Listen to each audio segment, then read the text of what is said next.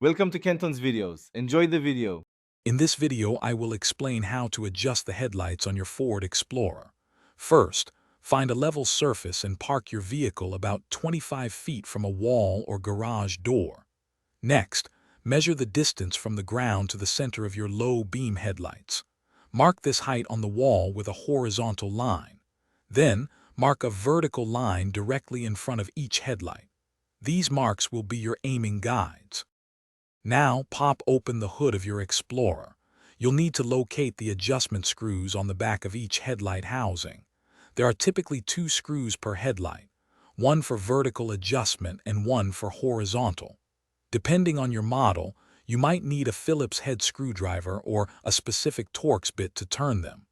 Take a moment to identify both screws for each side. If you're finding this video helpful, please hit that like button and subscribe for more useful tips. And on another note, if you're looking for a great way to keep all your vehicle manuals or DIY guides handy, check out the new Kindle Paperwhite. It's perfect for reading anywhere. You can find a link to it and other deals in the description below.